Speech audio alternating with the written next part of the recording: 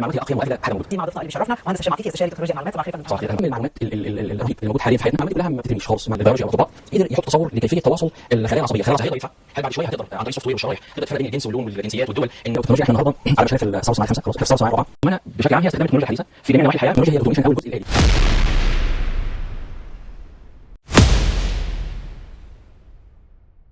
احنا بقى ريجاردلس انت عندك اكسبيرينس ولا لا، انا لازم هشرح الكورس كله بالفاونديشنز بالكونسبتس بكل حاجه. احيانا ممكن يكون عندك هاندز اون اكسبيرينس، بس ممكن بعض الترمينولوجيز ممكن تكون لسه محتاجها. في كل الاحوال احنا هنشرح الكورس ككل. اللي عنده اي بريفيوس اكسبيرينس انت يعني هتسمعنا وهتستحمل وتكمل معانا، علشان كلنا لازم نتعلم. اي وقت in the future محتاج اي references، محتاج اي حاجه مني، اكيد مش هتاخر عنك ان شاء الله. الموديول الاولاني موديول 1 اللي هو ان شاء الله يا رب نقدر نخلصه النهارده. هنتكلم عن introduction to ethical hacking. طبعا كلنا اول ما بنسمع كلمه introduction بنقول يا رغي بقى، لا خالص. بالعكس، الموديول ده او الشاب سميه موديول او تشابتر، ممكن انا ابقى اغير اسمه لتشابتر 1. الموديول ده هو اللي هنحط كل الفاونديشنز الخاصه بالهاكينج. وانا طبعا ام اسيومينج ان انت عارف كل حاجه، او عارف نتوركينج، عارف يعني ايه نتوركينج، عارف يعني ايه تي سي بي اي بي بروتوكول. المفروض درست ده ان ديبث. بدايه الموديول بتاعنا النهارده هو عباره عن ايه؟ هو عباره عن زي ما انت شايف كده. هنتكلم عن security fundamentals، ودي اكتر حاجه هنتكلم عنها.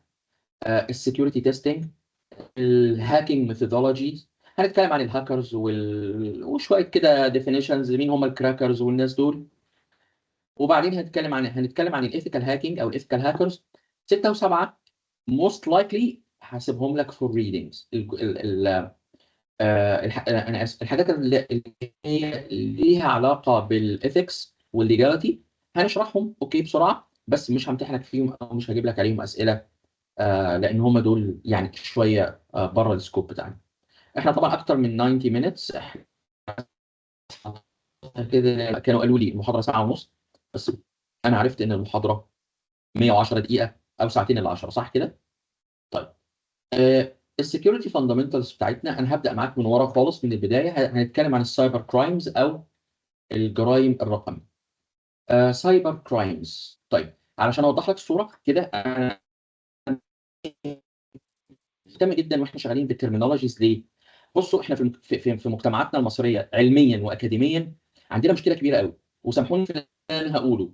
عندنا حاجات كده اسمها دول هما ودول هما واللي هناك واللي هنا، وتلاقي ناس بتطلع بتقول يعني اكسبريشنز الحقيقه غريبه جدا، يعني ملهاش وجود.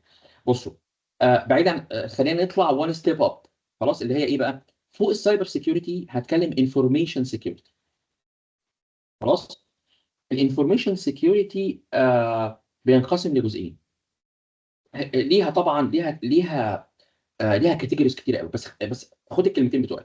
الانفورميشن سيكيورتي او امن المعلومات بينقسم الى فيزيكال سيكيورتي اند سايبر سيكيورتي.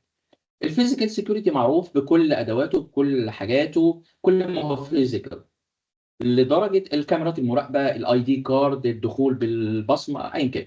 بس خد بالك كمان ده انكلود ايه في الفيزيكال سيكيورتي. it does include كمان الدرج اللي بحط فيه الملفات وبقفل عليه ده تأمين معلومات ولا لا؟ يس اور نو؟ تأمين معلومات، بس هي المعلومات موجودة في شكل ورقي فأنا بأمن معلومات. طيب في الداتا سنتر بتاعتنا جواها سيرفرز وستوريجز وأجهزة والكلام ده كله لازم تبقى متأمنة من بره بمفتاح وكي لوكس وحاجات كده تانية كتير. ده الفيزيكال سيكيورتي. أما السايبر سيكيورتي خلاص ده اللي أنا سألتكم عليه وأنتوا جاوبتوا يعني إيه سايبر سيكيورتي، اللي هو إيه؟ كل ما هو رقمي. بس الحقيقة السايبر سيكيورتي كل ما هو الكتروني، كل ما هو باينري. ده نقدر يعني علشان كلمه سايبر تبقى قريبه منك قوي، مش معناها رقمي او ديجيتال، لا هي more to what more to a الكتروني. خلاص، او باينري. علشان كده لما بتكلم عن السايبر كرايمز الجرائم الرقميه، سايبر سبيس الفضاء الرقمي، سايبر اتاك يعني هجوم ايه؟ هجوم رقمي. ده باختصار من فوق لتحت يعني ايه انفورميشن سيكيورتي، اللي هو امن المعلومات، تحت منه فيزيكال سيكيورتي اند سايبر سيكيورتي.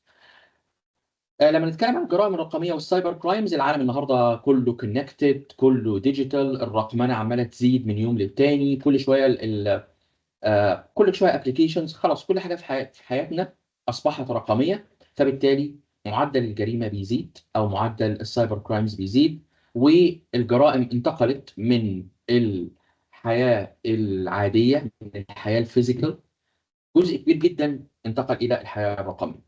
لان السرقات والاعتياديه بتاعت زمان النهارده بقت كلها سرقات رقميه. فالسايبر كرايمز بتبقى هي كرايم where a computer is the object of the crime. في جرائم بترتكب باستخدام سلاح، باستخدام عصايه، باستخدام حديده، ولكن في السايبر كرايمز الكمبيوتر هو الاوبجكت اللي تم ارتكاب به ايه؟ الجريمه. الكمبيوتر ده could be a computer, a tablet, a mobile، كل دي كمبيوترز، صح ولا لا؟ يبقى اذا الكمبيوتر هنا هو اداه الايه؟ الجريمه to commit ايه؟ to commit an offense.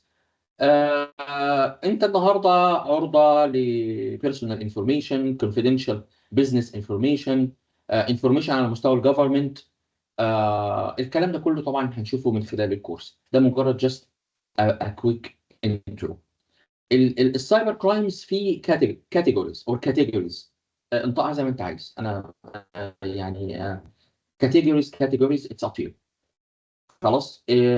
المين كاتيجوريز ليها تقسيمات كتير قوي. المين كاتيجوريز هتبقى يعني على مستوى الانديفيدوال او البيرسونال، او على مستوى البيزنس والجفرمنت، او على مستوى الامن القومي والناشونال سيكيورتي. وخد بالك الجفرمنتال انفورميشن مرتبطه ارتباط وثيق بالناشونال سيكيورتي. ده باختصار الايه؟ المين تارجتد كاتيجوريز اور كاتيجوريز فور سايبر كرايمز. تعالى كده، لو ما شفتش الهيت ماب دي قبل كده خليني افتحها معاك right now. عندنا 2 هيت مابس هفتحهم حالا، و I will share it with you or I will share them with you. 2 screens. شباب شايفين اللي موجود على الشاشة قدامكم؟ دي عبارة عن ايه؟ دي عبارة عن هيت ماب. هيت ماب في شركات كتيرة المسؤولة عن السايبر سيكيورتي، فورتي نت فور اكزامبل، اللي هي فورتي جارد يعني، كاسبرسكي، نورتون، نوت 32. على فكرة بيبقوا لازم اللابس بتاعتهم، اللابس السايبر سكيورتي لابس بتاعتهم متقدمه جدا. فبيعمل هنا سيميوليشن للاكتشوال اتاك بير ملي سكند. ازاي بيوريك الاتاك من رايح يعني مصدره، السورس والديستنيشن بتاعته ان ريل لايف. بصوا مكان الماوس بتاعي، دي كل الاتاكس. لو وقفت على حاجه منهم وعملت عليها دبل كليك، او جيت على اليمين هنا وشفت السورس اوف اتاك، مثلا هنا السورس اوف اتاك مثلا انا اسف، التارجت او الفيكتيمز امريكا، يعني سو فار 16,000 اتاك وشويه. تشاينا دوله من دوله الى اخرى، وهنا الهيت ماب قدامك موجود. كاسبرسكي عاملينها بشكل يعني شويه كده يعني لطيف خالص، شبه الفاير ووركس. انت بالدبل كليك بتقدر تعمل ان تقدر تزوم ان على دوله معينه، مصر مثلا، فور اكزامبل ليبيا، ايجيبت، كايرو. هنا نقدر نزوم ان واقدر اعرف الاكتشوال اتاكس بطبيعه الاتاك، وكل كام سكند، وهاو ماني، والسورس والديستنيشن. الكلام ده كله بيتعرف ازاي؟ من الترافيك كنترول. يعني ايه الترافيك كنترول؟ الانترنت اللي على مستوى العالم دي كلها مش متسابه كده، ما هي ليها حد اوكي بيمانج الكلام ده كله. وفي تولز بتعرف منها. مش عايز اطول في الكلام ده، ده عندكم في الماده العلميه. تقدر انت on your own time انك تدخل وتشوف الايه، وتشوف الهيت مابس وكيفيه الايه الاتاكس عامله ازاي. بس ده مجرد ان احنا توضيح لخطوره الايه، خطوره الموضوع، وازاي النهارده الاتاكس بتتحسب بالملي سكند. طيب آه، الحقيقه الهجمات والسايبر كرايمز تم ترجمتها الى فلوس. عاوز اقول لكم ان 65% من الهجمات من السايبر اتاكس على مستوى العالم من نصيب مين يا شباب؟ تفتكروا من نصيب مين؟ اوكي، 65% من الاتاكس على مستوى العالم من نصيب امريكا. السايبر كرايمز تم ترجمتها الى فلوس. 2021 كان ليه؟ لانها خسائر. لما تروح البنك يقول لك السيستم واقع، المطارات لما بتعطل، شركات الكهرباء لما كل الكلام دي عباره عن ايه؟ لوسز وخسائر. 2021 الخسائر كانت 16.4 بليون دولار، 16.4 مليار دولار بس في اليوم. ايه ده في اليوم الواحد؟ believe it or not yes، just per day. طيب عاوز تقول ايه؟ قفلت على كام؟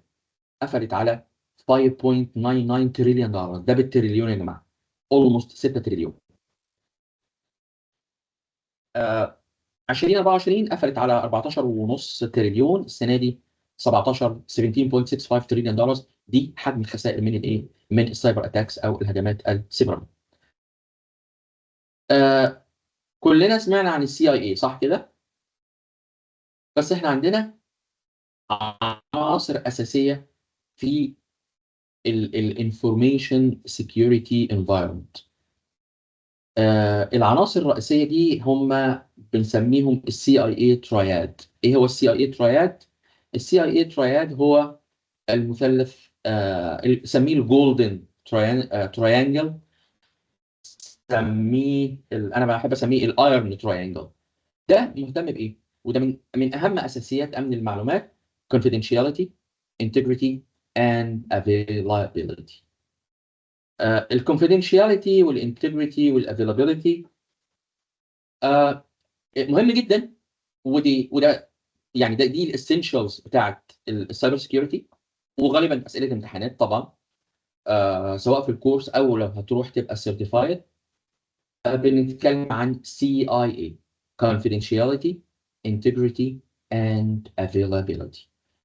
مبدأ الكونفيدنشياليتي متعلق بالسنسيتيفيتي، بالديسكريشن، بالكونسيلمنت، بالسيكرسي، بالبرايفسي، بالايسوليشن.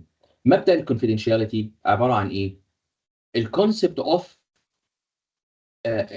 ازاي يبقى في بروتكشن على البيانات بتاعتي.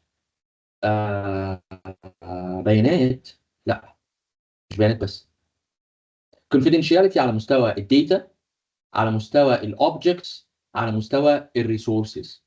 فمبدا الكونفيدنشياليتي مش بس داتا، مبدا الكونفيدنشياليتي حتى كمان متعلق بالاوبجكتس ومتعلق بالايه؟ بالريسورسز. الكونفيدنشياليتي وطبيعه الكونفيدنشياليتي بيبقى تحت منها كل الكلام ده. طيب الانتجريتي منها الاكيورسي اوف داتا، منها التروثفولنس، منها الداتا تبقى فاليد. يعني اصل خد بالك، انا دلوقتي الانفورميشن او الداتا اللي موجوده تم التلاعب فيها. it was يعني changed manipulated something. فالداتا دي لما اقول لك مثلا عدد سكان الشعب المصري 79 مليون، ايه رايك في البيانات دي؟ غلط. فمعنى كده ان في حد دخل ولعب في الايه او تلاعب بالبيانات. اوكي. طيب الكونسبت الثالث هو الافيلابيلتي.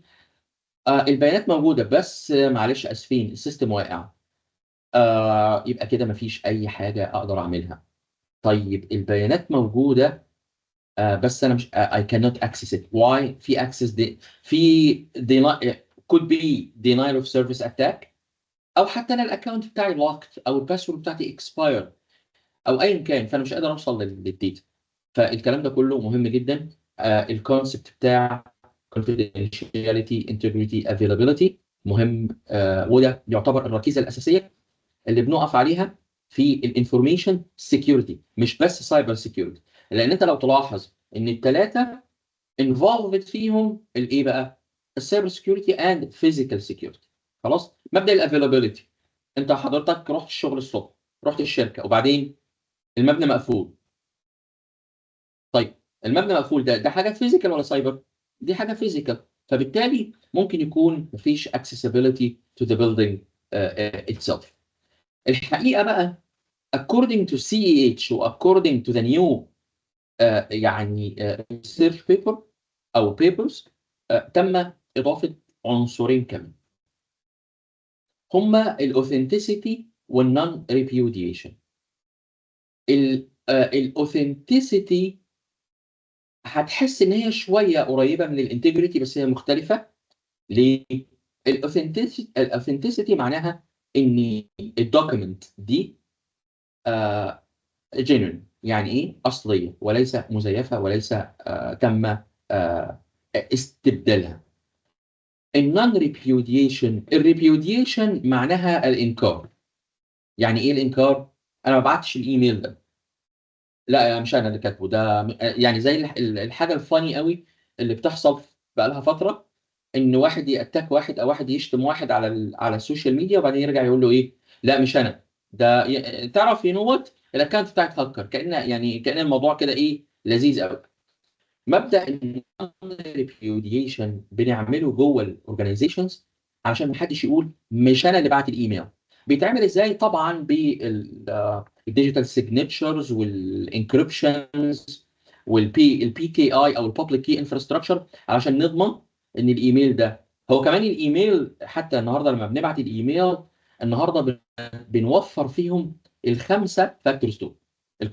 يعني لما بننكريبت الايميل، فالايميل طالع من عندي لعمر لساره لاحمد لعبد الرحمن لفايد، فهو طالع اوريدي ما ينفعش حد تاني يفتحه. مبدا الكونفيدنشياليتي، وبما انه انكريبتد يبقى ايه؟ يبقى خلاص في انتجريتي. خلاص ومفيش حاجه اسمها ان انا اقول ان مش انا اللي بعته. يبقى مبدا او كونسبت النون ريبيوديشن. ليه؟ لانه عليه الديجيتال سيجنتشر بتاعتي موجوده على الايميل.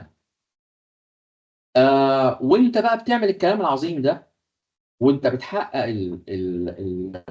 الكونسبتس دي والشروط دي، خد بالك انت كسكيورتي ادمن، كسكيورتي مانجر، انت كحد مسؤول عن التكنولوجي، انت عندك موظفين عاوزين يشتغلوا. فاحنا اسهل حاجه عندنا، اسهل حاجه في الكوكب ان انا اعمل ايه؟ ان انا بقول لك، انا زي ما احمد عز كده قال انا جاي، انا طالع من كنت نتوركينج اند سيستم انجينير. فعارف يعني ايه؟ اشتغلت انا يمكن نسيت اقول لكم، انا اشتغلت في وول ستريت في نيويورك حوالي 12 سنه. وما ادراك وول ستريت دي بالنسبه لي كانت بوت كامب. ده كان معسكر، اعتبره كده معسكر، يعني معسكر صعقه، معسكر قوات خاصه لمده 12 سنه. غير ان هو توب اوف ذا تكنولوجي. طبيعه الشغل نفسها صعبه جدا وسريعه جدا ومتغيره جدا، والريكوست ما فيش حتى مساحه ان احنا نتنفس. ففي الاول وفي الاخر انا وانت كمهندسين احنا مش ماني ميكرز. ليه؟ especially انت كسايبر. هو انا عايز اقول لك حاجه، المؤسسات ما ينفعش تعيش من غيرنا اساسا. يعني معلش بقى ايه، خلي نرفع الايجو بتاعنا، احنا من حقنا طبعا. المؤسسات ما تعرفش تعيش من غيرنا. بس انت لو مسؤول الاي تي في مستشفى، مين اللي بيعمل الفلوس؟ الاطباء. اوكي؟ صح ولا لا؟ لو انت مسؤول الاي تي في مصنع في جهينه في المراعي، مين اللي بيعمل فلوس؟ كذا. لو انت مسؤول الاي تي في جنرال موتورز، هم اللي بيعملوا فلوس مش انا وانت. هتفرق انا وانت بقى لو احنا اوريدي في شركه في شركه اي اي، احنا سوفت وير ديفلوبرز. احنا ماني ماشين. بس ان جنرال في موظفين عاوزين يشتغلوا. فدايما دايما حط المثلث ده في في المايند سيت بتاعك. لازم امينتين شويه حاجات. لازم امينتين السكيورتي، ده لازم. بس في نفس الوقت الفانكشناليتي واليوزابيلتي. اليوزابيلتي ليها كلمه تانية اسمها ease of use. اصل الموظف اللي هو قاعد ده مش وظيفته ابدا ابدا ان هو يبقى خبير امن معلومات. هو عاوز شاشه يشتغل عليها ويعمل شغله ويروح. مش مطلوب منه بقى ان هو يقعد يغير في سيتنجز ويعدل في سيتنجز. طيب احنا كمتخصصين تاكد تماما انت عندك القدره انك تامن المنظومه دي 100% ما يخرش الميه. بس الناس دي مش هتعرف تشتغل. الناس دي مش هتعرف ايه تشتغل ليه؟ كل ما يجي يفتح حاجه هيقول له اكسس دينايد. كل ما يجي يفتح حاجه اكسس دينايد. فالبالانس يعني الشطاره بقى، الشطاره واشطر ناس هم اللي بيعرفوا يعملوا ايه؟ اشطر ناس هم اللي يعرفوا يعملوا البالانس، انك توصل هنا. ليه بقى يا باشمهندسين؟ بص معايا. لانك البالانس عندك هنا ثلاث حالات. عندك هنا ثلاث حالات. لو زودت السكيورتي زي ما انت شايف، الفانكشناليتي هتقل. انت كانك عمال تدراج الحاجه. خلاص. لو قللت السكيورتي زي في السهم ده كده زي ما انت شايف، لو قللناه هيحصل ايه؟ الفانكشناليتي واليوزابيلتي زي الفل، هتبقى اعلى حاجه. هتلاقيهم قاعدين يلعبوا سوليتير وجيمز واونلاين والكلام ده كله، بس ده على حساب السكيورتي. خلاص.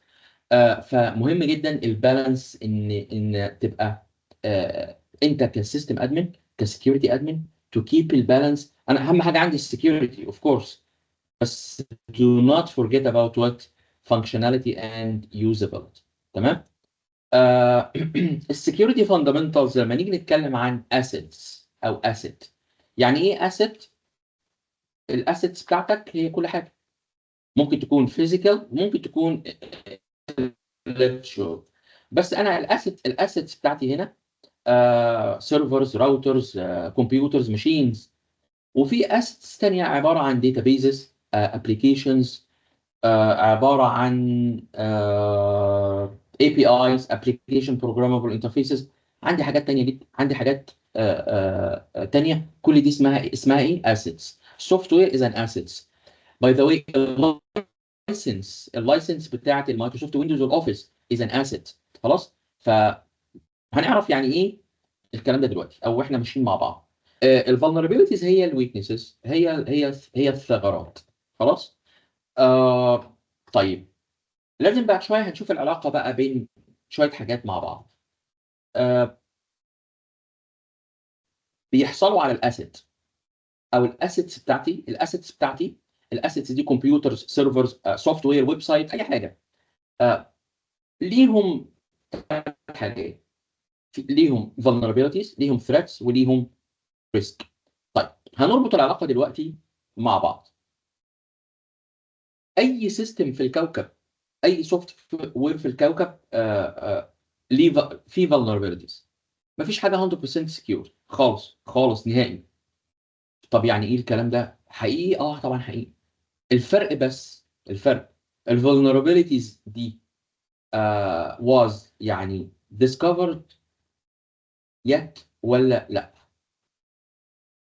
يعني في vulnerabilities كل يوم في vulnerabilities. الفرق الوحيد ان هي اكتشفت ولا لا. لو تم اكتشاف الفولنربيلتيز it becomes a threat. يعني لو حد اكتشف الفولنربيلتيز تبقى ايه؟ تبقى threat او تهديد. طيب، الفولنربيلتيز تم اكتشافها وبقت تهديد، بس ما حدش عمل بيها حاجه. not a risk yet. امتى تبقى ريسك؟ لو تم استغلالها. يبقى لو تم استغلال الفولنربيلتي، الثريتس الناتجه عن الفولنربيلتيز it becomes what? It becomes a risk. ده بشكل عام. معنى كده ان نسبه حدوث الريسك هي عباره عن ايه؟ او ما هو الريسك؟ البروبابيلتي or the likelihood of threats occurrence. نسبة حدوث أو احتمالية حدوث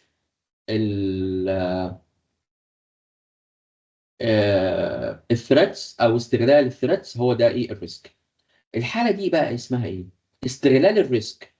عندي vulnerabilities أصبحت threats. استغلال الثريتس ليه ترمينولوجي كده اسمه إيه؟ الاكسبلويتيشن. الاكسبلويتيشن هو استغلال الثغرات. اكسبلويت ممكن يكون سوفت وير تو اكسبلويت، يعني تول، تكنيك، بروسيس، اي حاجه بستغل بيها الايه؟ الثريت اللي موجود عندي. طبعا عندنا حاجه اسمها، سمعنا عن حاجه زيرو داي اكسبلويت. هنتكلم عنها يعني ان ديبث ان شاء الله. بس ده معناها اول حاجه هي ويندو او يعني تايم فريم اوف اكس. خلاص. between او ما بين الديسكلوجر والباتشنج. بمعنى ادق، عندنا سوفت وير جديد عملنا له امبلمنتيشن، وده اول مره. المسافه الزمنيه بينه وبين اول باتشنج او اول ابديت بيبقى اسمه ايه؟ اسمه زيرو داي اكسبلويت. هنتكلم عنه ان شاء الله قدام. طبعا ده بيقول لنا ان ازاي الكريتيكال سيرفرز لازم تبقى باتشد ودايما محافظين عليها اب تو ديت بشكل عام. طيب هو ده الريسك، عرفنا الريسك، يس. طيب الريسك بقى ايه؟ عندي ايكويشن حط له تعريف تاني اهو. الريسك تايم الفولنربيلتي تايمز الامباكت. ده بشكل عام. طب نحسب ازاي او نشوف ازاي الريسك امباكت اسسمنت؟ الريسك يا جماعه له اسسمنت زي اي حاجه. فدايما الريسك بيبقى categorized into levels، لان مش كل الريسكس يعني زي بعضها. وكمان خد بالك التعامل مع الريسكس كمان مش زي بعض. يعني ايه؟ الامباكت اسسمنت باختصار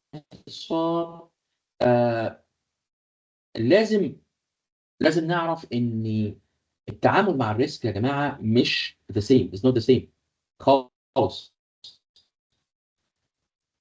It's not the same خالص. لان انا عندي بتكلم بجد في التكنولوجي وفي الريل لايف بتعدي، ولازم وي هاف تو. وهوريك تيبل، هنشوف مع بعض تيبل دلوقتي ان انا كيفيه التعامل مع الريسكس، هاو تو هاندل ريسكس. طيب الامباكت عندي باختصار شديد عندي لو يعني لو ريسك او فيري لو ريسك. اللو ريسك ده هتعامل معاه ازاي؟ هل هو زي هاي ريسك او الفيري هاي ريسك؟ لا، لان في انسيدنتس كلنا طلعنا نجري، ما عندناش any other way other than disconnecting الكيبلز. اتعرضنا في مكان ما، مش هقدر اقول الاسم يعني، للسايبر اتاك، بس كان في مصر مش بره مصر. يعني انا اشتغلت بس 12 سنه في امريكا وبعد كده رجعت مصر. رجعت مصر اخر 2009. طيب اتعرضنا للسايبر اتاك وما كانش عندنا اي حل غير النتورك ايزوليشن. ايزوليت السيجمنتس وايزوليت الدنيا كلها لغايه ما نشوف ايه اللي بيحصل. ما عندناش. طيب ليه؟ لان كانت طبيعه الاتاك فيري هاي. لكن عندي انواع اتاكس ثانيه. واحد من اليوزرز الماشين بتاعته مثلا انفكتد وذ فيروس، يعني مالوير. وطب خلاص استنى، طبيعه المالوير لما شفناها ما هياش حاجه سيفير قوي، هنحل لك المشكله. يبقى معنى كده عن ده immediate measure immediate intervention. ولازم بقى بعدل السكيورتي كنترولز بتاعتي اكوردنج للي حاصل. هنشوف الكلام ده. يعني معنى ادق الليرند ليسنز او الليسنز ليرند يعني ايه؟ عندي اتاك حصل، عالجناه. ينفع نضرب نفس الضربه تاني؟ نو خلاص لازم نتعلم من الدرس وبعدل من السكيورتي كنترولز. يعني ايه سكيورتي كنترولز؟ كل بقى الرولز والقواعد اللي عندي داخل الاورجنايزيشن علشان ما اتعرضش للكلام ده كله. طيب الميديوم ريسك بنتعامل معاه لازم ناخد immediate action.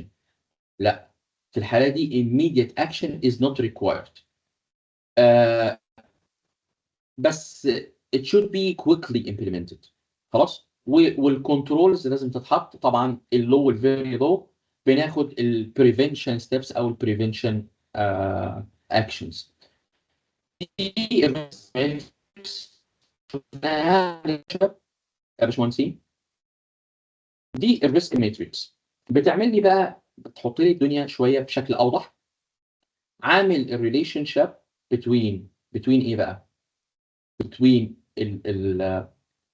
الامباكت. اصل هو الموضوع الريسك احنا قلنا ايه؟ عندي الريسك دي له امباكت، والامباكت بتاع الريسك العلاقه بينه بين الريسك ليفل وبين الامباكت بتاعه. فتلاقي هنا very low probability equal، يعني اللي هو medium high probability very high probability. طيب ده علاقته ايه بالامباكت؟ لو وقفنا هنا عند الماوس بتاعي هتلاقي هفتح الانوتيشن بس. هتلاقي ان هو لو، في حين ان لو وقفت هنا عند الاورنج ده، هنا عندي ايه؟ ده بيتقاطع ايه مع ايه؟ ده هنا الامباكت ميجر، والهاي بروبابيلتي عباره عن ايه؟ هو هاي بروبابيلتي. يعني ايه هاي بروبابيلتي؟ احتماليه حدوثه عاليه كريسك، والامباكت بتاعه ميجر امباكت. في حين هنا عندي ده اكستريم. خلاص ليه؟ لان الامباكت هنا سيفير. ده بيتوقف على ايه؟ طبعا على طبيعه الايه؟ على طبيعه الريسك بشكل ايه؟ بشكل عام. هرجع تاني للديفينيشن اوف ريسك. تعالى نرجع تاني انا وانت. ايه تعريف الريسك اللي احنا قلناه من شويه؟ تعريف الريسك ايه؟ بص، استغلال الفولنربيلتي عباره عن ايه؟ طيب خليني اكتبها لك تاني، هي سهله وانتوا شاطرين.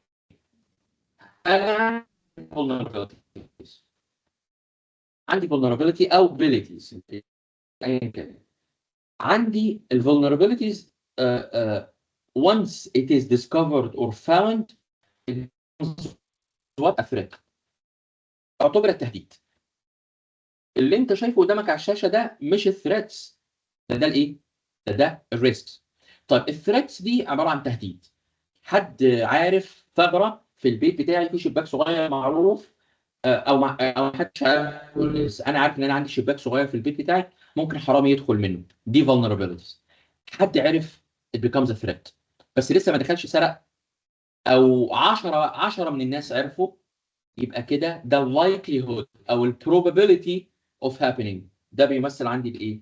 الريسك. هنا بيقول لي الريسك بتاعك، الريسك لو من 1 ل 20% فده very low probability. يعني مستوى الريسك هنا، لو بصيت كده، لو رسمنا ده كده، ده مستوى الايه؟ فين الرسمه؟ خلاص، ده مستوى الريسك يا شباب، وده كده الامباكت بتاع الريسك. خلاص، يعني خد بالك، نسبه حدوث. انا القلم ده ثمنه، القلم ده ثمنه ما يجيبش 20 جنيه، بس شكله مغري قوي. سبته على المكتب بتاعي في اي مكان وقمت. في ريسك ان القلم ده يتسرق؟ يس في ريسك. بس الريسك هنا كام في المية؟ ما اظنش حد يسرق قلم من ابو 10 جنيه، صعب. بس حضرتك في المطعم، في بينوس، في اي حته، وسبت الايفون الفظيع المريع بتاعك وقمت، البروبابيلتي هنا بتاعت سرقته كام في المية؟ اعلى. طيب تعالى بقى اشوف تاثير سرقه القلم وسرقه الموبايل على الشخص الغلبان اللي هو انا. اوكي، القلم ده نسبه حدوث سرقته لو. طب بالله عليك الامباكت بتاعه لما القلم ده يتسرق مني، هروح البيت بقى ما انامش واعيط، ولا بالنسبه لي عادي؟ عادي. ده الامباكت لو جدا. بس لا قدر الله، لا قدر الله، الايفون بتاعي اللي انا شاريه بالتقسيط، اوكي، واتسرق مني انا. انت قلت دلوقتي ان نسبه حدوثه اعلى او الريسك اعلى. طيب بالله عليك بقى تاثيره عليا انا، اكيد هيبقى يا هاي يا اكستريم. ليه؟ علشان الامباكت بتاعه يا سيفير يا ميجور. لا قدر الله بقى الاخطر من الموبايل والاخطر من القلم اللابتوب بتاعي اللي عليه كل شغلي. صحيح انا باخد باك اب، بس عليه برضه عليه شغل مهم جدا. لا قدر الله، لا قدر الله لو اتسرق، لا ده هنا اكستريم، ويا رب ما يحصلش ان شاء الله. خلاص. فالريسك ماتريكس مهم جدا ان احنا نفهمها ونتعلمها بشكل يعني كويس لينا. alright. الريسك اسسمنت، انت عملت ريسك، انت في الواقع بقى على ارض الواقع، خد بالك انت يعني على ارض الواقع مش هتشتغل بدماغك قوي. ليه؟ لان في ستاندردز وفي فريم وركس وفي تمبليتس وفي تشيك ليست هتشتغل بيها. طرق حساب الريسك او الريسك اسسمنت يا كواليتيتيف او كوانتيتيف. الكواليتيتيف بتاعتنا مفيش ارقام، صح؟ احنا عارفين الفرق بين الكواليتيتيف. اللي احنا شفناه ده كواليتيتيف، اللي هو ايه؟ كريتيكال، هاي، ميديوم، لو. الكوانتيتيف، تعالى بقى احول الكلام ده لنمبرز، لفلوس، لخسائر. فاكر التشارت اللي وريتها لك في اول المحاضره اللي بتقول الخسائر السنويه الناتجه عن السايبر كرايمز بالتريليون؟ حولنا الخسائر الى ايه؟ الى نمبرز. عندك هنا الكوانتيتيف ستيبس، شويه حاجات مش يعني انا هقولها لك، بس برضه مش يعني انا ما اظنش يعني هدخلك في الحاجات دي في الاكزامز. انا يعني عموما الكويزز اللي انت هتشوفها مني هتبقى MCQs and true or false. maybe I'll give you maybe an exercise. لسه ما يعني لسه ما قررناش مع الاكاديميك ادفايزوري. عندنا حاجه اسمها SLE او single loss expectancy. بتتحسب ازاي SLE؟ حاجتين اللي هم ايه؟ الحاجه الاولانيه اللي هي ايه؟ AV، يعني الاسيت فاليو. الفاليو دي الكمبيوتر داخل الشركه، الديسك يعني الشركه لما بتسلم كمبيوتر لابتوب لاي موظف وهو براند نيو، انتوا عارفين الديبريشيشن بتاعه بيتحسب على كام سنه؟ يعني ايه الديبريشيشن؟ سلموك لابتوب ب 40000 جنيه. اوكي؟ طيب هم بقى في الحسابات في المحاسبه بيقسموا ال 40000 جنيه دول على كام سنه؟ يعني ستاندرد 3 سنين. طيب بعد 3 سنين ده اللابتوب ده شغال وزي الفل وفانكشننج، بس في دفتر الحسابات عندهم او في برنامج الحسابات خلاص اسمه زيرو، الفاليو بتاعته بقت زيرو حسابيا. السيرفرات بنحسبها على 5 سنوات. عموما لما بنيجي نحسب السنجل لوس اكسبكتنسي، يعني ايه سنجل لوس اكسبكتنسي؟ يعني الاسيت الواحده من دول متوقع خسائرها كام؟ يبقى الاسيت فاليو، قيمه الاسيت فاليو تايمز حاجه كده انت مش هتعرف تجيبها ولا انا، لانها بتبقى من جداول اسمها الايه؟ الاكسبوجر فاليو. الاكسبوجر فاليو بتاعت اسيت بتختلف عن اسيت. يعني السيرفر محفوظ جوه غرفه الاكسبوجر بتاعته اقل، اللابتوب موجود على ديسك، يعني في حاجه اسمها اكسبوجر فاليو. عندي حاجه تانية اسمها الاي ار او او الانيوال ريت اوف occurrence or occurrence. ده دايما بيقول لنا how often الايفنت ده ممكن يحصل في السنه. سرقه لابتوب ممكن تحصل كام سنه؟ مره في السنه على مستوى الشركه. سرقه موبايل ايا كان، او مش لازم سرقه، اتكسر كم مره، اتفيروس كم مره، اتحصل عليه يعني اي مالويرز او حاجه زي كده. ومنها انا بقى كراجل بتاع بيزنس في الاخر في الحسابات، انا فاتح البيزنس ده ماليش علاقه بالتكنولوجي. احسب السي اي او اللي قاعد فوق، انت كسي تي او او كسي اي او او ايا كان، ام سوري هو السي او، انت كسي تشيف تكنولوجي اوفيسر، تشيف انفورميشن او تشيف سكيورتي اوفيسر، انا مش علاقه بكل اللي انت بتعمله، قول لي ايه بكام. في النهايه الراجل ده عاوز فلوس. انا بقى في السنه متوقع اخسر كام من التكنولوجي بتاعتك دي؟ قال لك سهله، السنجل لوس اكسبكتنسي الواحده في احتماليه ايه؟ ان الموقف ده يتكرر كم مره في السنه. طب وهنا لو يعني في اكزامبل، لو عندي فاليو، لو عندي اسيت الفاليو بتاعتها $500، والاي اف بتاعتها الاي اف اللي هو الاكسبوجر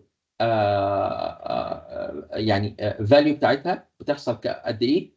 50%. يبقى SLE للاسيت دي $250.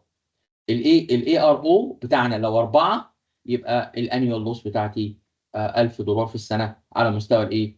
على مستوى الاسيت الواحد. ومنها تقدر تحسب طبعا دي اف واي اي، انت مش مطلوب منك تحسب الكلام ده ولا هطلبه منك، بس لازم تتعلمه لان ده جزء مهم جدا. الداتا باك اب انا ما قلتلكش، لا هقول لك، انا ما قلتلكش بس ما تقلقش مش هضحك عليك، يعني في حاجات كثيره لازم هنشتغلها. الكاونتر ميجرز بقى بتاعتنا في الريسكس، لازم اقول لك بس حاجات بسرعه، لان احنا ابتداء من المحاضره الجايه هندخل ان ديب ان شاء الله في التولز بتاعتنا الخاصه بالايه؟ بالهاكينج والاثيكال هاكينج. انت محتاجين داتا باك اب، مش محتاج اقول لك يعني ايه فول باك اب وديفرنشال باك اب وانكريمنتال باك اب. الداتا باك اب عندنا 3 انواع رئيسيه من الداتا باك اب. بخلاف الميديا، يعني لسه مش هتكلم عن الميديا اللي هاخد عليها باك اب لان ده مش كورس ستورج. احنا بناخد فول باك اب من غير ما اعمل اي اكسبشن. ودايما الفول باك اب ده بيتاخد مانثلي او ويكلي. بس الحقيقه الديلي باك اب بتاعي بيكون incremental or differential. ايه الفرق بين الانكريمنتال والديفرنشال؟ let's assume ان احنا we took a backup yesterday. احنا امبارح خدنا باك اب، يبقى خلاص كده، يبقى يجي النهارده بالليل بعد الموظفين يمشوا هنعمل incremental باك اب. يعني ايه incremental باك اب؟ زي ما البنا اللي بيبني بيحط الطوب فوق بعضه، بيحط اسمنت وطوب، ده اسمه ايه؟ incremental. يعني بنعمل ايه؟ بزود على الباك اب بتاع امبارح، بزود على الباك اب بتاع امبارح. بس عندي حاجه كده تانية بيبقى ليها استخدامات خاصه اسمها ديفرنشال باك ابس. الديفرنشال اللي هو بقى ايه؟ بنعملها ويكلي، بس الفرق بين بس الزياده اللي هي فرقت من الاسبوع اللي فات للنهارده. يعني بمعنى ده هو بيقول لك انت اخدت فول باك اب بتاعه الاسبوع الاول، تيجي الاسبوع الثاني تاخد فول باك اب ليه؟ اعمل ديفرنشال. الديفرنشال ده هيكون ايه؟ اللي هو الفرق بين الاسبوع اللي فات والنهارده. ونيجي اخر الشهر يبقى معايا 4 ديفرنشال باك ابس، اعمل منهم 1 ايه؟ 1 فول باك اب، والدنيا كده تبقى ايه؟ حلوه ولافلي وجميله. الريسك، الريسك ده يتساب ولا محتاجين نعمل له ريسك مانجمنت؟ المصطلح الريسك مانجمنت يعني ايه؟ طيب انا عايز اقول لك، لما تلاقي كلمه مانجمنت بعد اي حاجه معناها كيفيه التعامل مع الموضوع، سواء اقلل سواء اتجاهل سواء اعمل. يعني لو بعدنا عن الاي تي، لما اقول لك يا سيدي الفاضل ماني مانجمنت، لما اقول لك ماني مانجمنت يعني ايه؟ اداره الفلوس، اداره الاموال. طيب لما اكلمك عن حتى الانجر مانجمنت، اداره الغضب. لما اكلمك عن الريسك مانجمنت هو اداره الريسك بشكل عام. واداره الريسك بقى التعامل. انا بس عايز اوسع مداركك في انك تفهم الترمينولوجي. الريسك مانجمنت هو عباره عن ايه؟ هو ازاي هاو تو هاندل السيتويشن بتاعت الريسك فروم 0 اب تو 100%. ازاي اتعامل مع الريسك بشكل ايه عام، مش شرط اقلل. وهنشوف مع بعض الريسك مانجمنت هو عباره عن process of reducing and maintaining risk at an acceptable level. خلاص؟ الكلام ده بيتعمل ازاي؟ هقوله لك بقى دلوقتي. بيتعمل ازاي هقوله لك، بس تخيل ان عندنا حاجه اسمها آه تخيل عندنا حاجه اسمها ريسك اكسبتنس. يعني ايه ريسك اكسبتنس؟ يعني انا ممكن اكسبت الريسك ده، معقول؟ يس. ازاي؟ ان تكلفه علاج الريسك اعلى بكتير قوي من ان انا اطنش. بمعنى ادق، انا قلت لك اهو القلم بتاعي ده اتسرق، ما اظنش اضيع وقتي واروح اعمل محضر في الاسم. ليه؟ التكلفه بتاعته اعلى من ان هو اتسرق. عندنا بعض انواع الريسكس الكوست بتاعتها اقل بكتير قوي، doesn't mean anything، من ان انا ايه؟ اعالج. وعندي ريسك افويدنس. ريسك افويدنس ده من البدايه بعمل strengthen للانفايرمنت بتاعتي، بقوي بعمل strengthen للايه؟ للاي تي انفايرمنت بتاعتي علشان ايه؟ اقلل الاكسبوجر. بمعنى ادق ان انا بعالج الفولنربيليتيز قبل ما تبان، وده اسمه ريسك ايه؟ افويدنس. ريسك ريدكشن ده اللي احنا كلنا عارفينه، ان هو الريسك ميتيجيشن والكلام ده كله علشان ايه؟ بعالج الريسك. خلاص. الريسك ترانسفير، في حاجه اسمها ريسك ترانسفير. بالله عليكم، في حاجه اسمها ريسك ترانسفير. يعني بحول الريسك. يس. الريسك ترانسفير مش ان انا بقول هو اللي عملها، او ان انا ايه اشاور على حد تاني. لا، الريسك ترانسفير اخلي ثيرد باري او جهه ثالثه بتكون هي اللي مسؤوله عن الريسك. في الحاله بتاعتنا دي في انشورنس. يعني بعمل ايه؟ باشيو، ببيرشيس، بشتري انشورنس بوليسي. في انشورنس بوليسيز في السايبر يس، على مستوى العالم. في شركات النهارده بتدي لك انشورنس بوليسي علشان خاطر في حاله الخسائر هو اللي يكون مسؤول عن الايه، عن الخسائر بتاعتك. الريسك مانجمنت فيزز بقى طبعا احنا مش هندخل فيها ان ديبث لان لها وقتها، يعني لسه ليها محاضرات تانية. الريسك مانجمنت اول حاجه الريسك ايدنتيفيكيشن. يعني ايه ايدنتيفيكيشن؟ هو اصلا في ريسك ولا مفيش؟ وتاني هفكرك بالريسك. الريسك اصلا كان vulnerability، وبعدين بقى ثريت، وبعدين لما تكرر بقى ريسك، او لما حصل وتكرر يعني خلاص. يبقى الريسك ايدنتيفيكيشن انت لازم تعرف السورس ريسك، الروت كوزز، الكونسيكونسز، النتائج اللي ترتبط عليه، وشويه بقى الديتيلز الانترنال والاكسترنال ريسكس اللي هي affecting الاورجنايزيشن. بعد ما اعمل الريسك ايدنتيفيكيشن لازم اعمل ريسك اسسمنت. ولما اعمل ريسك اسسمنت هطلع بالجدول او بالميتريكس اللي احنا شفناها من شويه، علاقه ما بين اللايكليهود والامباكت. فاكرينها اللي هي دي الريسك اسسمنت يا شباب. لازم النتيجه بتاعتي بالشكل ده.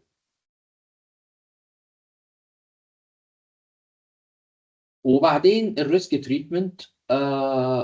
قبل ما اعمل الريسك تريتمنت في الريسك اسسمنت بتاعتي الجدول الميتريكس دي، مش الميتريكس دي المفروض تشرح لي البريوريتايزيشن. يعني ايه البريوريتايزيشن؟ البريوريتي بتاعت كل ريسك. ما هو ما انا عندي هاي ريسك وعندي لو ريسك.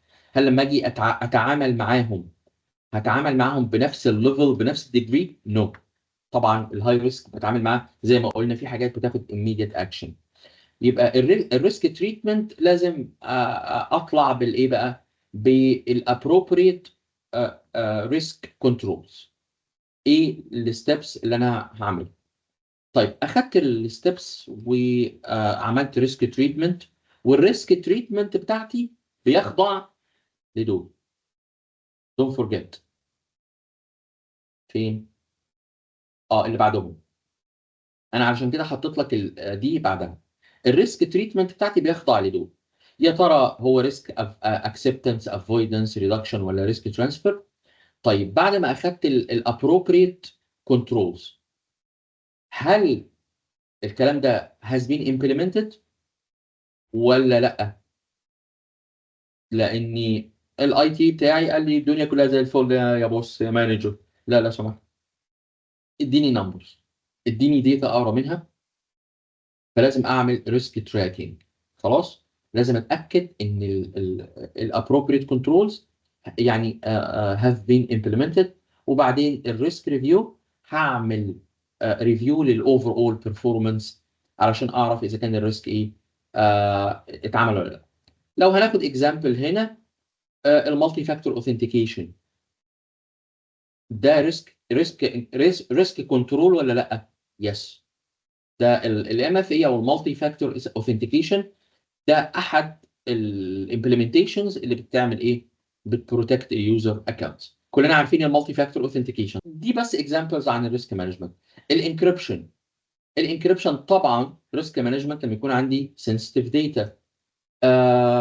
السوفت وير ابديت سيستمز ده اكيد علشان اقفل الفولنربيلتيز اللي جوه السيستمز. التريننج. التريننج ده من اهم الحاجات لان انا عندي العنصر البشري هو اهم حد في المنظومه. وهو اللي بيعمل اخطاء. و85% من الهاكينج على مستوى العالم مصدره الناس، احنا الاشخاص. مصدقين الكلام ده؟ يس انا مصدقه. لان دي statistics ما بتكذبش. يعني دي احصاءات حقيقيه. فاهميني؟ فللاسف معظم الاتاكس على مستوى العالم مصدرها الاخطاء البشريه. طيب ده الجزء الاولاني اللي بس عملنا فيه انترودكشن بشكل عام، جاست ان انترو. بس عندنا شويه حاجات كتير عاوزين نتكلم عنها. السكيورتي تيستنج لما اجي اعمل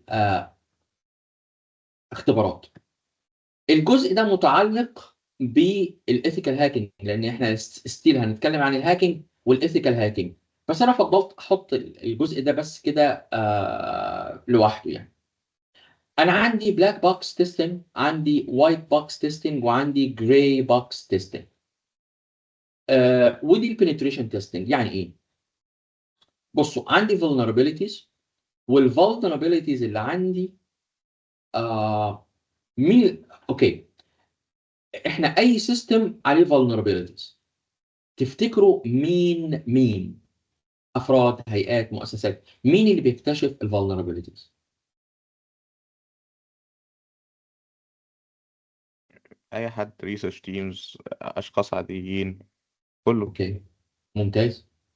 آه سيستمز. بالظبط كده. الفولنربيليتيز، لو انا مؤسسه انتربرايز شركه وعندي vulnerabilities، الحقيقه يفضل ان انا اكتشف الفولنربيليتيز بتاعتي بنفسي.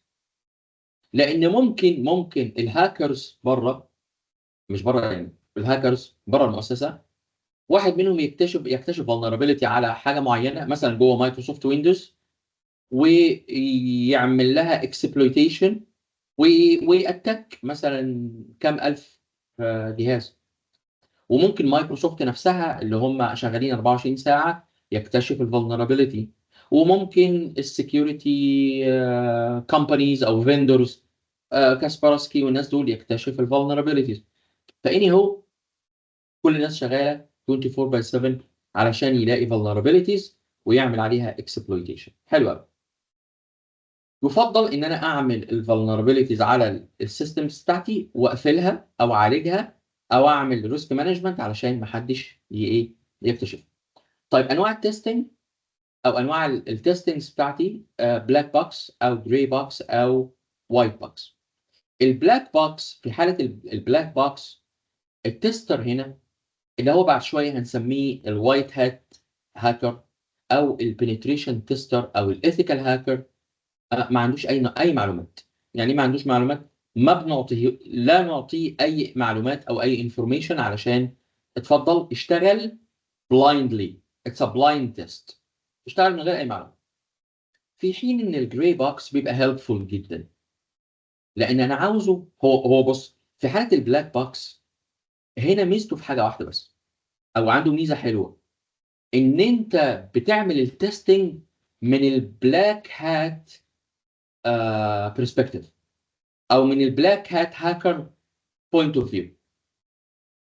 لكن الجراي بوكس انت عاوز تسرع وتلاقي مور فايندنجز. يعني ايه؟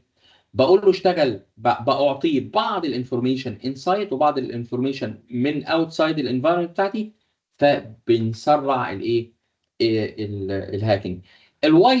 الوايت هات سوري، الوايت بوكس تيستنج ده توتالي بيبقى واخد الفول نولج.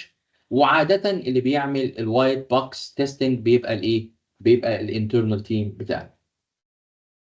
الناس دي بتعمل ايه؟ بتعمل كل بقى الانواع التستنجز اللي انت شايفها، سواء هم بلاك بوكس تيستنج، جراي بوكس تيستنج، او وايت بوكس تيستنج. بيعمل ايه؟ بيعمل vulnerability assessment، بيعمل network evaluations، بيact as red team exercise، بيعمل pen testing، بيعمل purple team. هنشوف الفرق بينهم. بيعمل ايضا blind testing، بيعمل الفاز تيستنج، وبيعمل كمان vulnerability assessment على مستوى الهوستس. خلاص، وبيعمل ethical hacking. دي كلها حاجات. طيب، انواع التيمز، عندي ريد تيم وعندي بلو تيم وعندي بيربل تيم. بس خد بالك دول مش اوت سورس، مش اوتسايدرز، دي التيمز اللي هم انسايد. عندي الريد تيم، دول الاتاكرز، دول بيأكت as if he's a black hat hacker. while البلو تيم بيلعب دور الديفندرز اللي هو ايه؟ اللي هم الانترنال تيمز اللي هو بيسكيور الايه؟ بيسكيور الانفايرمنت. وده بيشتغل to defend against الريد تيم. بس الفريقين دول تحس ان هم مش طايقين بعض، ما بيشتغلوش، يعني كل واحد فيهم الايه كل واحد فيهم مش شايف التاني ومالوش علاقه بالتاني. عندي بيربل تيم. البيربل تيم ده بيبقى تقدر تعتبره بيشتغل في التريننج مود. يعني ايه؟ بيقعد الاثنين مع بعض، الريد تيم والبلو تيم، علشان نتفق على الاكسرسايزز اللي هتتلعب. نتفق على الاتاكينج استراتيجي اللي هتتلعب، وايضا الايه الديفensive استراتيجي اللي هتتعمل. بس الكلام ده كله بيبقى ايه يا باشمهندسين؟ بيبقى انسايد، يعني التيمز دي كلها انسايد الاورجنايزيشن. ده بيختلف عن البنتريشن تيسترز اللي انا هجيبهم منين؟ من اوتسايد او من بره، او اللي هم اوتسايدرز. لما نتكلم عن الهاكينج ميثودولوجيز والفريم وركس، اللي معلومه عندنا دلوقتي، انا لما اجي اعمل penetration testing، البنتريشن تيستر هو بنعمل هاكينج بس with agreement. خليني اسيب هباس ده دلوقتي، بس هرجع له بعد ما نخلص الايه الكلام عن الناس دول، يعني ايه هاكينج ويعني ايه ethical هاكينج، وبعدين هرجع للميثودولوجيز بتاعته. الهاكينج هو ايه؟ exploiting system vulnerabilities، زي ما اتكلمنا من شويه، قلنا vulnerabilities threats يتعمل لها exploitation، او اصبحت risk تعمل لها exploitation. الهاكر هو مين؟ او مين هو الهاكر؟ هم شويه ناس كتير او كاتيجوريز كتيره. خلاص. الهاكرز كلاسز، عندي البلاك هات هاكر، والبلاك هات هاكر هما عباره عن individuals بيكسبلويت السيستم security علشان، او الفولنربيلتيز اللي على السيستم علشان malicious purposes او malicious intentions، علشان يعمل ايه؟ for financial gains. يعني ايه financial gains؟ علشان يكسب فلوس. البلاك هات هاكر هو حرامي، هو لص. طيب بيشتغل لنفسه ولا لحساب الاخرين؟ في هاكرز بيشتغل لنفسه، في هاكرز بيشتغل لحساب الاخرين. وعادة النهارده الهاكرز بيشتغلوا in an organized teams وجروبس بشكل عام. النوع الثاني هو الوايت هات هاكر. الوايت هات هاكر هو شباب الرجل الطيب في المنظومه بتاعتنا. يعني ايه رجل طيب؟ يعني فاكرين ماجد الكدواني قال له ما تخافش انا من الجن الطيب؟ فاكرين الحته دي؟ الوايت هات ده من الجن، مش من الجن الطيب، من الهاكرز الطيب. بس خلينا نرجع لكلمه هاكر. اصلا كلمه هاكر في اللغه الانجليزيه ما هياش كلمه وحشه او شتيمه او عيب ولا اوفنس، هي بس اصبحت في القواميس، يعني القواميس القديمه خالص لو رجعت لكلمه هاكر هتلاقيها كلمه عاديه. الهاكر هو الشخص الجينيوس، مش الجينيوس، الشخص اللماح اللي بيعرف ينتهز الفرصه، الذكي. كان دايما زمان يعني وانا صغير كده، وانا قدكم او اكبر منكم بشويه كده، ولما كنت لسه مسافر امريكا، الاعلانات في التلفزيون يقول لك هاك ذا اوبورتونيتي. اوكي. اللي هو ايه؟ الحق الفرصه، الحق التخفيضات، الحق الكلام. فدي كلمه هاكر، فهي كلمه مش عيب. علشان كده كلمه الوايت هات هاكرز، وهنا الوايت هاتس دول اللي بيعمل ايه؟ ده اللي بيأمن او احد وظائفه اللي هو اللي بيأمن وبيسكيور الاورجنايزيشن، مش اللي بي ايه مش اللي بيأتاك. خلاص. فهو دوره تأمين الاورجنايزيشن. بس الوايت هات هاكرز هم اللي بيعملوا ايه؟ هم اللي بيأمنوا الاورجنايزيشن، هم اللي بيأمنوا المنظومه. الوايت هات هاكرز دول وظائفهم متعدده جدا جوه الشركه. وظيفته ان هو يأمن 24 باي 7 الباتش ابديت والسكيورتي ابديتس والانتي فيروس والانتي مالويرز والفاير وولز. دي وظيفه اللي هو والوايت هات هاكرز جوه المؤسسه بيبقوا تيمز وبيبقوا مجموعه كبيره من الناس، يبقى وظيفته التامين 24 باي 7. رقم واحد. رقم اثنين، لازم احد وظائفي اللي عملناه من شويه اللي هو البين تيستنج او البنتريشن تيستنج، ان انا اكتشف الفولنربيلتيز قبل ما حد تاني يعملها.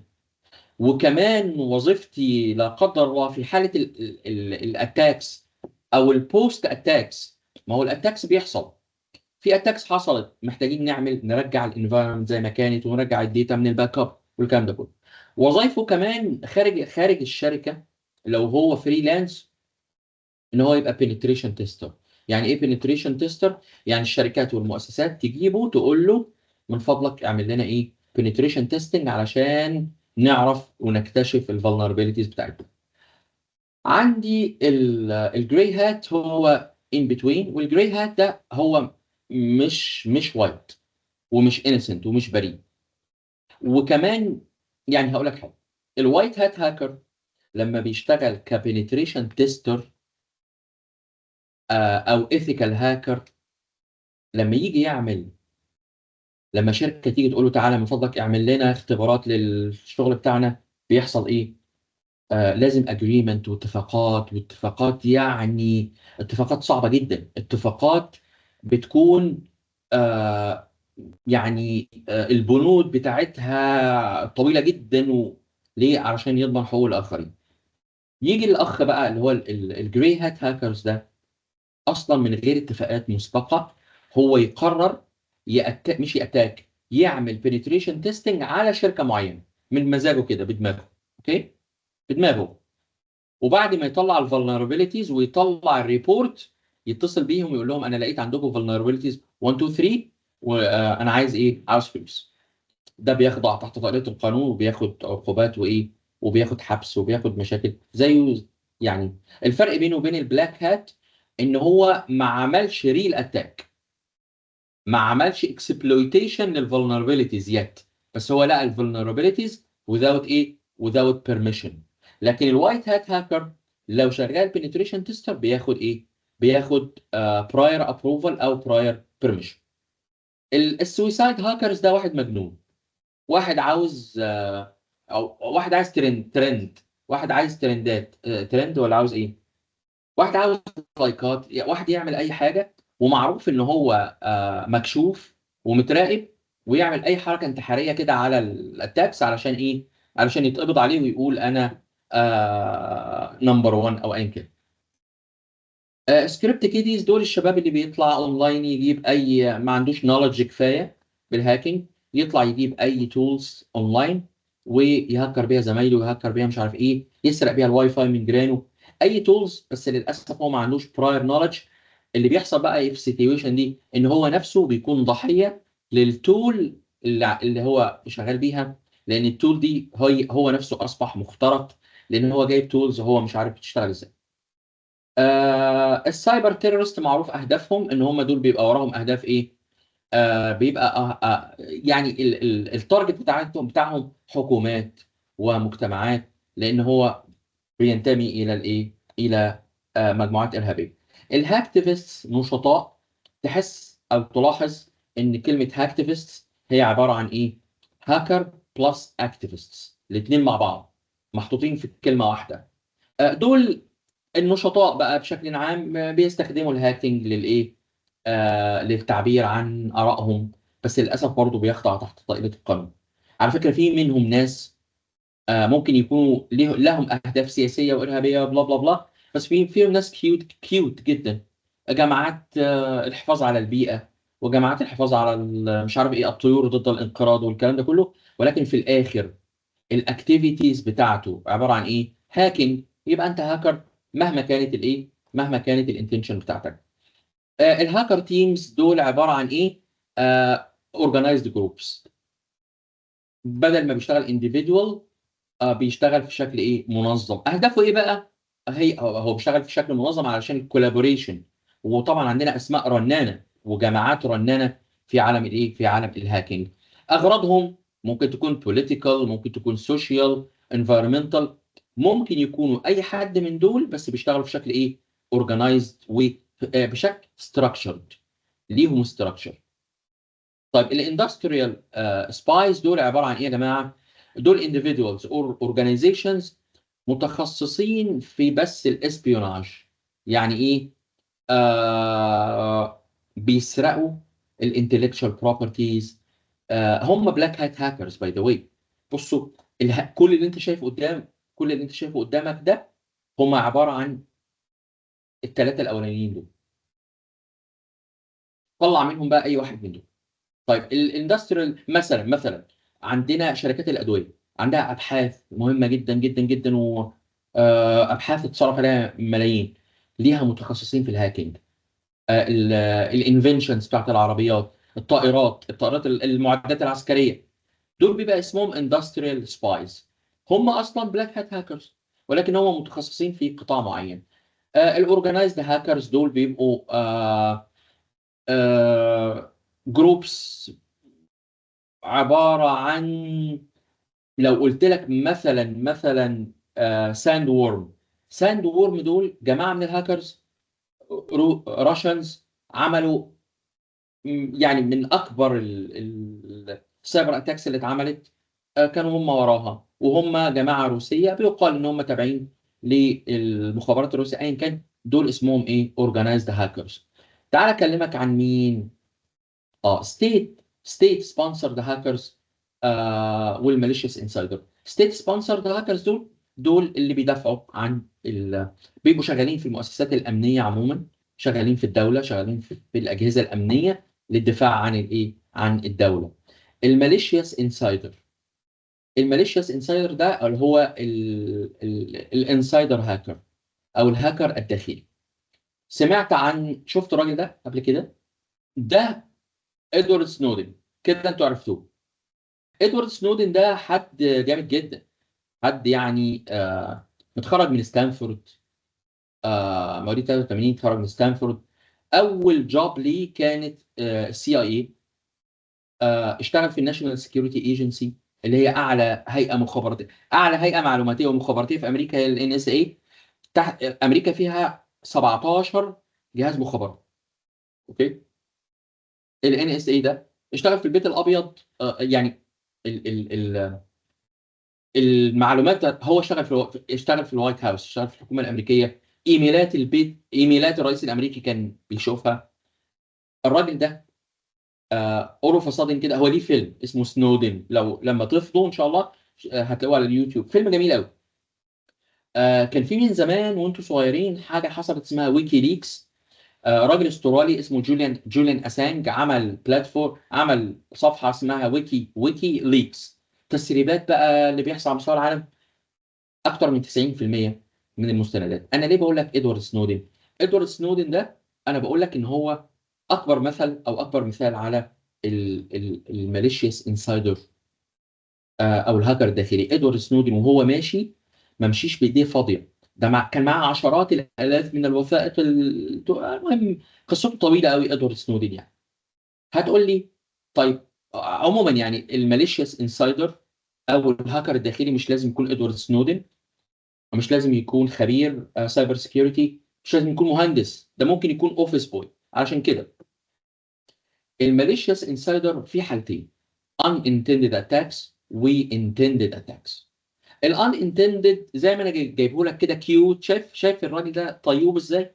الراجل ده انا شفت منه في حياتي كتير، قابلته في مؤسسات، شركات، كليات.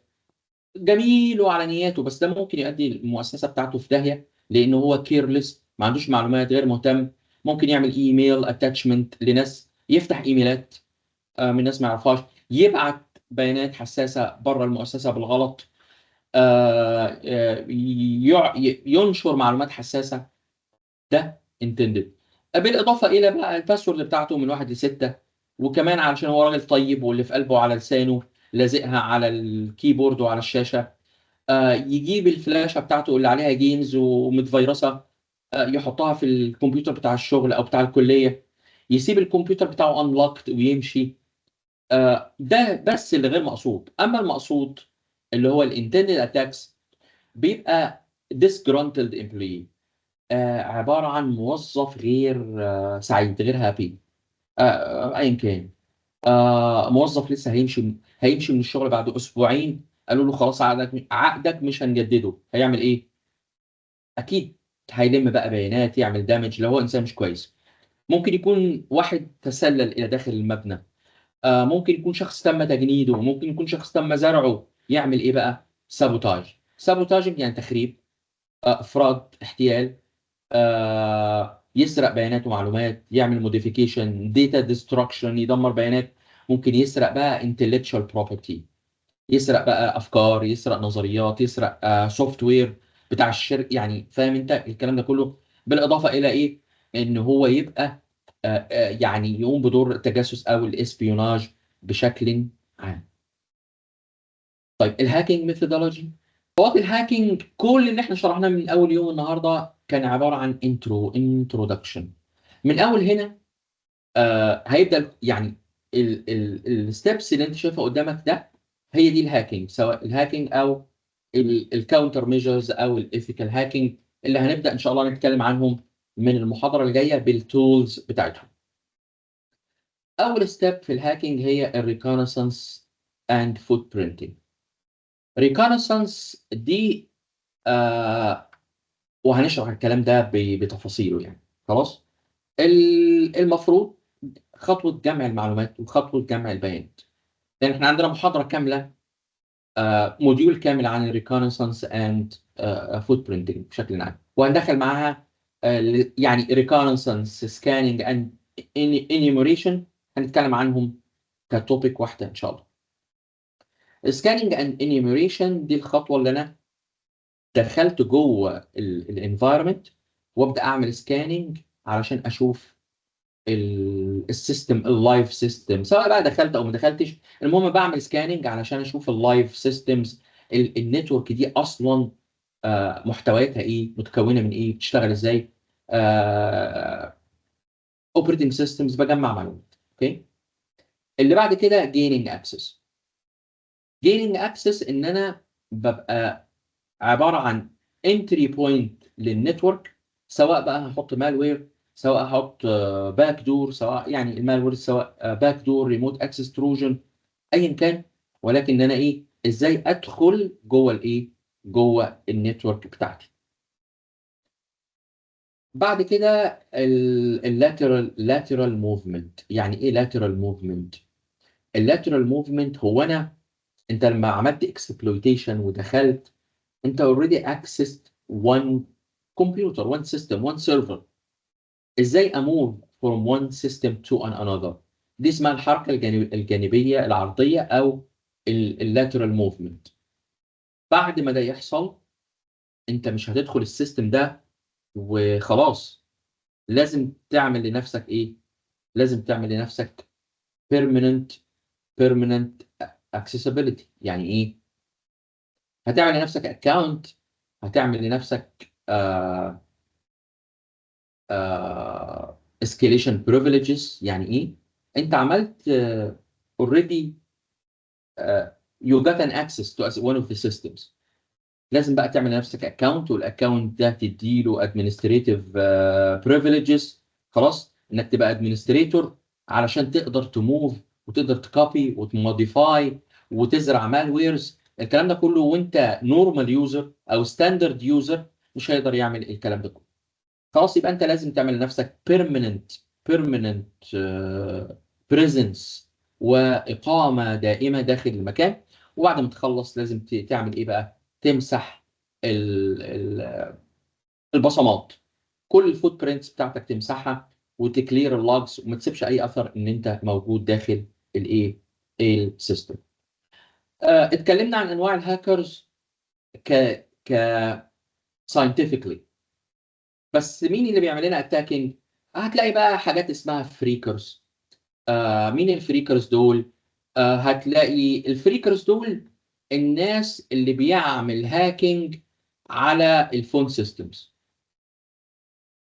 بس هو فريك، يعني هو يعني كلمة فريك كده عند الأجانب الأمريكان اللي هو إيه، ما مخه على قده. هتلاقي السكريبت كيديز اللي إحنا اتكلمنا عنهم، هتلاقي الديسجرانتلد امبلويز، هتلاقي الهاكرز الحقيقيين والسوفت وير كراكرز، هتلاقي سايبر كريمينالز، سايبر تيرورستس، سيستم كراكرز او هاكرز. دي يعني مجرد ايه، شويه ترمينولوجيز لانواع الهاكرز اللي احنا اتكلمنا ايه عنهم بشكل عام. انواع الهجمات هتاخد وقت، او السايبر اتاكس نفسها، ولكن هنشرحها المره اللي جايه ان شاء الله في ايه، في اطار المحاضرات بتاعتنا. اتكلمنا عن الهاكرز. مين هم الايثيكال هاكرز؟ الايثيكال هاكر هو الوايت هات هاكر. من ضمن ال 12 14 نوع اللي اتكلمنا عنهم، مين هو الايثيكال هاكر؟ هو الوايت هات هاكر. بيعمل ايه؟ هو اللي مسؤول عن ايه؟ عن اكتشاف الثغرات، finding the vulnerabilities before a malicious hacker exploit them. اسمه الثاني ethical hacker اسمه penetration tester. بيعمل ايه؟ البيربوس او يعني المحصله، سلوجان مهم قوي: hack to protect not to harm. انا بعمل هاكينج علشان احمي، مش علشان اذي او اعمل harming to the system. البيربوس بتاعي ان انا to improve السكيورتي واعالج الايه وايدنتيفاي الويكنسز. لازم يتعمل with legal permission from the system owner. legal permission يعني اتفاق قانوني بكل حاجه. طيب لما باجي اعمل penetration testing بعمل simulation exactly like a real attack، زي الريل اتاك بالظبط. خلاص. وده بيعمل ايه؟ بيساعد الاورجنايزيشن في علاج الايه؟ الفولنربيلتيز و strengthen الديفنسز and also to comply مع السكيورتي ستاندردز بشكل عام. طيب التو سلايدز دول ما فيهمش اي معلومات يعني محتاجه شرح، لانها اوريدي يعني just for reading. في جزئين 1.6 1.7 ده مش جزء من اي تيست ولا اي اكزام. مش عايز اشق عليكم، مش عاوز يعني اتعبكم معايا. ارجو ان المحاضره كانت مفيده معاكم النهارده. ارجو الناس تكون استفادت حاجه. هي صحيح انترودكشن، بس اتعشم ان تكون الناس استفادت. طيب اوكي، شكرا جزيلا ليكم. ان شاء الله نلتقي على خير.